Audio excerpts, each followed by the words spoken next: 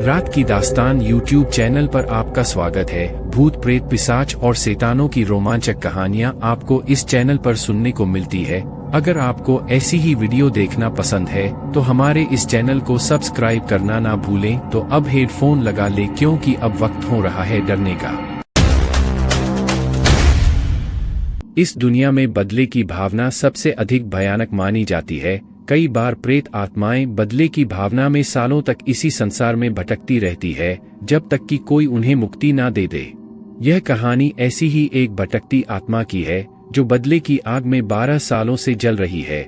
बदले की आग में इसने ना जाने कितने इंसानों को अपना शिकार बनाया है। अब यह प्रेत आत्मा किसकी है और यह अपना बदला क्यों और किस तरह से पूरा करेगी।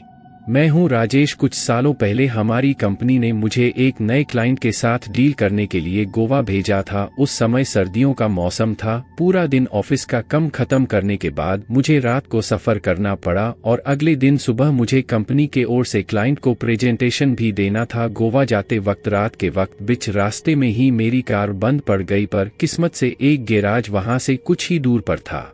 बड़ी मुश्किल से मैं गाड़ी को धक्का लगते हुए गैराज तक ले गया। मैकेनिक ने बताया गाड़ी सुबह तक ही ठीक हो सकती है।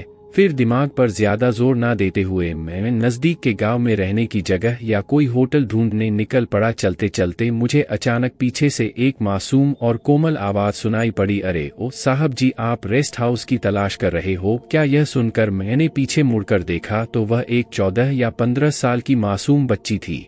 मैंने कहा, हाँ क्या तुम जानती हो? उसने कहा, हाँ आइए आपको वहां ले चलती हूँ। मैं और मेरे पिताजी ही उस विश्राम गृह की देख रेख करते हैं। फिर वह बच्ची और मैं बात करते हुए रेस्ट हाउस की ओर चलने लगे। बच्ची ने अपना नाम कोमल बताया। मैंने उससे पूछा, तुम्हें डर नहीं लगता? इतनी रात को तुम बाहर घूम रही हो?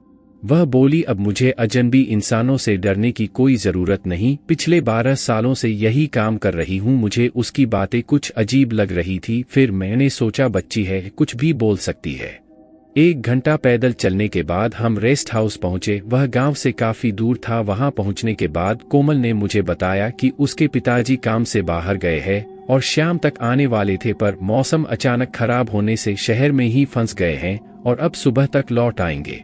मैंने कहा, तुम्हारे पिताजी को डर नहीं लगता? एक छोटी बच्ची को अकेले छोड़कर जाते हैं। वह बोली, यही तो गलती थी पिताजी की। उसने फिर से अजीब और डरावनी आवाज में बात करना शुरू किया, लेकिन उसे अनदेखा करते हुए मैं कमरे में चला गया। थोड़ी देर बाद कोमल खाना लेकर आई। मेरे खाना खाने के बाद वह रूम में मेरे पास आकर बैठी।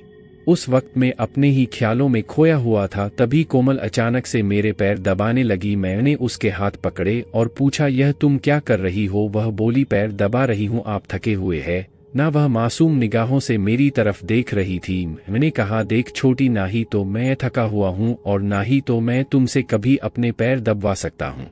वह बोली, क्या मैं इतनी बुरी लड़की हूँ? मैंने कहा, नहीं रे पगलू, तुम मेरी छोटी बहन जैसी हो और हमारे यहाँ छोटी बहनों से पैर नहीं दबवाते। मेरे ऐसा कहने के बाद वह थोड़ी देर मुझे देखती ही रह गई। उसके चेहरे पर मुस्कान थी। वह बोली, क्या सच में आप मुझे अपनी बहन मानते हो? मैंने कहा, हाँ बिल्कुल, और अब से तू मुझे ये साहब जी नहीं भैया बोलाकर, ठीक है?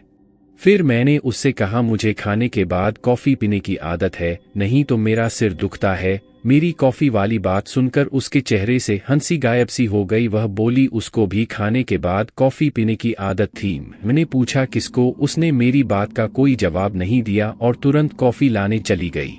थोड़ी ही देर में वह कॉफी लेकर हाजिर हुई। मैंने कॉफी पीते हुए प्रीति को फिर से पूछा, तुम कुछ बोल रही थी? उसको भी कॉफी की आदत थी। ऐसा ही कुछ। कोमल बोली, जाने दो भैया, आप दुखी हो जाओगे। मैंने कहा, अब बोल भी दे छोटी, अगर हम अपना दुख किसी के साथ बांटते हैं तो हमें अच्छा महसूस होता है। कोमल बोली, तो फिर सुनो, ये बात है, एक मासूम लड़की और एक भयानक दरिंदे की। ऐसा ही एक रेस्ट हाउस था। उसकी देखभाल एक गरीब बाप बेटी करते थे। एक उस दिन लड़की के पिताजी शाम के समय तूफान की वजह से शहर में फंस गए थे, इसलिए रात को वापस नहीं आ सके। पर उसी रात रेस्ट हाउस में एक बड़ा सरकारी अफसर मेहमान बनकर आया हुआ था। रात में खाने के बाद उस लड़की ने अफसर को कॉफी पिलाई थी। वह मेहमान उसके पिताजी की उम्र का था। रात के समय उसने लड़की को कमरे में ही रुकने के लिए कहा। उस लड़की को भी अकेले डर लग रहा था, इसी कारण वह भी रुक गई। फिर उस अफसर ने लड़की को अपने पैर दबाने के लिए कहा। उसके बाद उस हैवान ने उस मासूम सी बच्ची के साथ वह किया जिससे उस लड़की की जिंदगी बर्बाद हो गई। उस हादसे के बाद उस मासूम ने तालाब में कूदकर आत्महत्या कर ली। यह सब देखकर उसके बाप अधमरा हो गया, क्योंकि 3 महीने पहले ही उसने अपनी बीवी को खोया था और अब 14 साल की बेटी। यह हादसा सुनाते वक्त कोमल काफी भावुक हो गई थी। वह बोली, भैया अगर ऐसा मेरे साथ हुआ तो तुम क्या करोगे? क्या मेरा बदला लोगे? मैंने कहा, तू यकीन नहीं करेगी कोमल, मेरे मन में भी ऐसा ही बुरा ख्याल आ रहा है। मैं कल सुबह तुम्हारे पिताजी से बात करूंगा और तुम दोनों को मुंबई ले जाऊंगा। मेरी काफी अच्छी पहचान है वहां पर। तुम्हारे पिताजी मुंबई में नौकरी करेंगे और तुम स्कूल में जाना। कोमल बोली, अब ऐसा नहीं हो सकता है, आपको आने में देर हो गई है भैया। ये सब कहते वक्त उसकी आवाज गहरी हो गई थी। मैंने पूछा, क्यों नहीं हो सकता? वह बोली, बस है कोई कारण। मैंने कहा, भगवान न करे तेरे साथ अगर ऐसा कुछ हुआ तो मुझे वादा कर कि तू कभी गलत कदम नहीं उठाएगी। तू मेरे आने का इंतजार करेगी, तेरा भाई अभी जिंदा है। यह कहते हुए मैं खुद भी भावुक हो गया था। कोमल की आंखें भर आई। वह बोली, तुमने मुझे शांत कर दिया भैया, मुझे शांत कर दिया। मैंने उसके सर पर हाथ रखा तो वह बच्ची मेरे सीने से लगकर रोने लगी। मैंने कहा, अरे पगली तू रो मत, मैं सुबह तेरे पिताजी से बात करूंगा, फिर सब ठीक हो जाएगा। कोमल बोली, सब ठीक हो गया है भैया। मुझे उसकी बात समझ नहीं आई। मैंने कहा, सब ठीक हो गया तो रो क्यों रही है? वह बोली, ये खुशी के आंसू है। मैंने घड़ी पर नजर डाली तो रात के 3 बज रहे थे। मैंने उसे कहा, चल अब रात बहुत हो गई है, सो जा। वह रूम के बाहर जाने लगी तो मैंने उसे रोका और कहा कि तू यही बेड पर ही सो जा, नहीं तो मैं नाराज हो जाऊंगा, क्योंकि तू बाहर अकेली रात भर डरती रहेगी मेरे। ऐसा कहते ही कोमल मुझे मना नहीं कर पाई। मैं उसे बेड पर सुलाकर खुद आराम कुर्सी पर सो गया। कुछ देर तक मैं कोमल ने बनाए हुए हादसे के बारे में सोचता रहा। फिर मुझे याद आया कि उस हादसे वाली लड़की का नाम उसने बताया ही नहीं। बाद में सोचा कि कल सुबह पूछ लूंगा।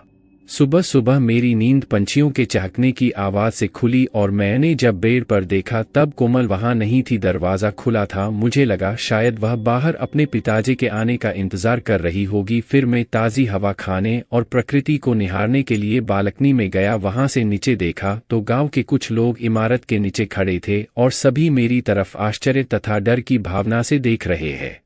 मैंने उन सभी को हाथ जोड़कर राम राम किया। उनमें से सबसे बुजुर्ग आदमी ने मुझे इशारा करके नीचे बुलाया। जब मैं नीचे पहुंचा तब उस बुजुर्ग ने पूछा, तुम कौन हो और यहाँ पर क्या कर रहे हो? मैंने कहा, मैं राजेश हूँ, मेरी कार खराब होने की वजह से एक रात के लिए इस रेस्ट हाउस में ठहरा हूँ। बुजुर्ग ने कहा, क्या एक छोटी लड़की ने तुम्हें यहाँ पर लाई थी?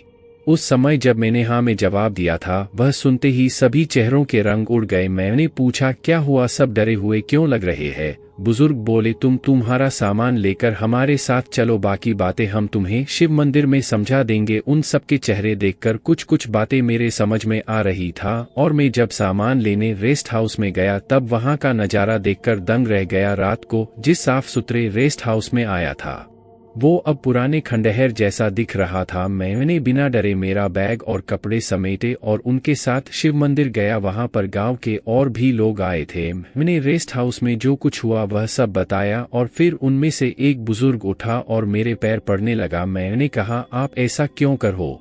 वो रोने लगे और बोले, तुमने मेरी बेटी की भटकती रूह को मुक्ति दे दी जो 12 सालों से बदले की आग में जल रही थी। मंदिर के पुजारी ने बताया, जो लड़की तुम्हें रात को रेस्ट हाउस ले गई थी वो 12 साल पहले मर चुकी है और ये उसी के पिताजी है। उसी रेस्ट हाउस में कोमल की रूह ने ना जाने कितनों की जाने ली, पर तुम अच्छे इंसान हो राजेश। तुमने उसे विश्वास दिलाया कि इस दुनिया में अच्छे लोग भी होते हैं। आज उसकी आत्मा को मुक्ति मिल गई है। यह सब सुनने के बाद मैंने सवाल किया, आपको कैसे पता चला कि मैं रेस्ट हाउस में ठहरा हूँ? रेस्ट हाउस तो गांव से काफी दूर है। उन्होंने मंदिर के तालाब की ओर इशारा करते हुए कहा, कोमल ने उस तालाब में कूद के आत्महत्या की थी। 12 सालों से तालाब में कोई कमल का फूल नहीं खिला। हमें कलियां तो दिखती थी पर कभी फूल नहीं खिलाता था और हर उस आदमी की लाश इसी तालाब में से सुबह हम निकालते थे जिसकी नीयत उस 14 साल की लड़की पर खराब होती थी। और आज यह तालाब 12 सालों के बाद कमल के फूलों से भर गया है। इस तरह से सुबह की पहली आरती लेकर मैंने गांव वालों को नमस्ते कह दिया और अपनी गाड़ी लेकर मैं गोवा चला गया।